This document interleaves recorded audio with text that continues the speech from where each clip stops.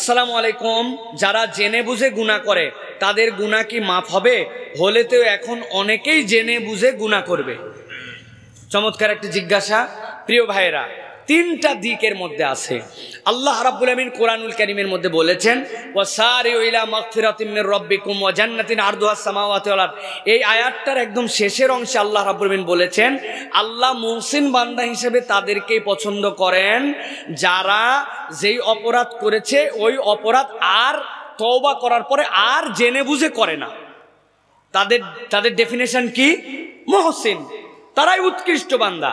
কিন্তু কোনো একটা মানুষ কোনো একটা অপরাধ করে ফেলছে, আমার কোনো অধিকার নাই তাকে বলে দিব যে আল্লাহ রাব্বুল আলামিন তোমাকে আর মাফ করবেন না। জেনে বুঝে করার পরেও যদি প্রকৃতার্থে তওবা করে আল্লাহ তাকে মাফ করবেন। বনি ইসরায়েলের এক লোক ৯৯টা মানুষ হত্যা করছে। করার পরে একজন বুজুর্গের কাছে আসছে যে আমার অন্তরটার মধ্যে বড় ব্যথা, আমি ৯৯টা মানুষ মারে ফেলছি, আমার কি মাপ আছে? ওই লোক বলছে যে বেটা ৯৯টা মানুষ মারছে তার আবার মাপ কি? তো বলছে যেহেতু মাপই নাই তাহলে সেঞ্চুরি পূর্ণ করি। ১০০টা ওরাই মাইরে ১০০টা পূর্ণ করছে, যা ৯৯ যা ১০০ তাই। আবার মনের মধ্যে ব্যথা, নবীজির কথা হাদিসের কথা। যাওয়ার পর একজনকে বলছে, এই আমার কি মাপ পাওয়ার কোনো সুযোগ আছে? বলছে আল্লাহ গফুরুর রহিম, আল্লাহ যারা ইচ্ছা মাফ করতে পারেন, তবে পিছন দিকে যাওয়া যাবে না, সামনে একদল ভালো মানুষ আছে ওখানে যাও, ওখানে যে তাদের সহবতে থাকো, আল্লাহ চাইলে মাফ করবেন। ও রওনা হয়েছে, মরে গেছে, ওই জায়গা পৌঁছাতে পারে নাই। ফেরেশতারা টানাটানি, আযাবের ফেরেশতা বলছে তওবাই করে নি ১০০ খুনের আসামি, আর রহমতের ফেরেশতারা বলতেছে আমার আল্লাহর দিকে যাচ্ছিল, আল্লাহর কাছে বিচার। আল্লাহ বলছেন মেপে দেখো। হাদিসের মধ্যে এই ব্যাখ্যায় মুহাদ্দিসিনে কেরাম বলছেন তার মূলত খারাপের পথেই রাস্তা বেশি ছিল, কিন্তু আল্লাহর দিকে সে আগাইছে, আল্লাহ তার প্রতি এমন দয়াদ্র হয়েছেন, আল্লাহ ওই দিকের রাস্তা কমায় দিয়েছেন। ফেরেশতারা মেপে দেখছে ভালোর দিকের রাস্তা কম, আল্লাহ তারা মাফ করে দিয়েছেন। আমি এই কথা বলার উদ্দেশ্য জেনে বুঝে পাপ করতেই থাকেন এইটা নয়। আমার উদ্দেশ্য আপনি বারবার তওবা করতেই থাকেন, তওবা ছেড়েন না। এক পর্যায়ে আপনার মনে হবে আল্লাহর সাথে আমি ধোঁকাবাজি কেমনে করি, একই পাপ বারবার করেই যাচ্ছি, আল্লাহর সাথে আমি চিটিংবাজি করতেছি। আপনার হৃদয় আল্লাহ এই বোধ জাগ্রত করে দিবেন, ইনশাআল্লাহ আপনার মকবুল তওবার পরে এসে যাবে ইনশাআল্লাহ।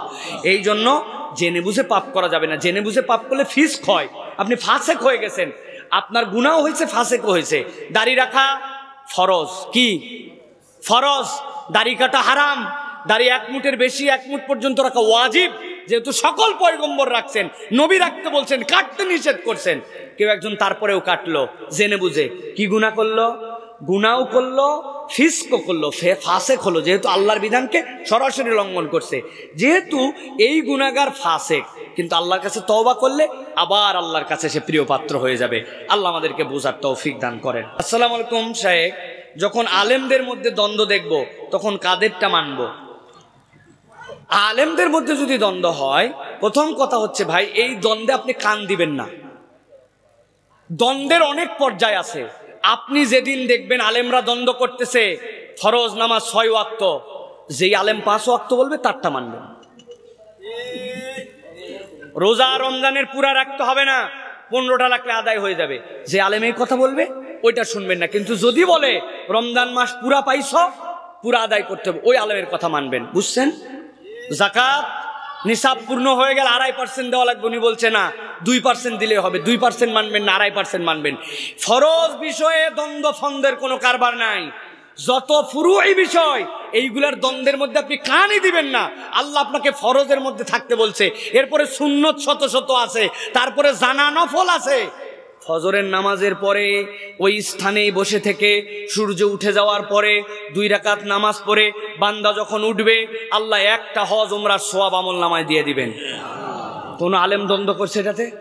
আপনি এটা কোনোদিন আমল করলেন না। আর কোন আলেম বলছে দাঁড়ায় মিলাদ পড়বেন না বসে পড়বেন, আপনি খালি এটার পিছে ঘুরলেন। আলেমের দ্বন্দ্ব তো এই বিষয় হয় নাই, ঠিক কিনা? অতএব এই দ্বন্দ্ব ফন্দর আলেমের মধ্যে যাবেন না। ফরজ আপনি ফরজ পালন করেন, সুন্নাত সুন্নত মেনে নেন। আলেমদের দ্বন্দ্ব আল্লাহর কাছে যে আলেমরা বুঝ দিবে যে তোমরা বান্দাদের সামনে এত দ্বন্দ্ব করে আমার এই সরল মনা মানুষদেরকে তোমাদের তো ফিতনায় ফেলার দরকার কি ছিল? আলেমদের খবর আছে আল্লাহর কাছে, ঠিক কিনা? আপনার আমার সমস্যা নেই ইনশাআল্লাহ।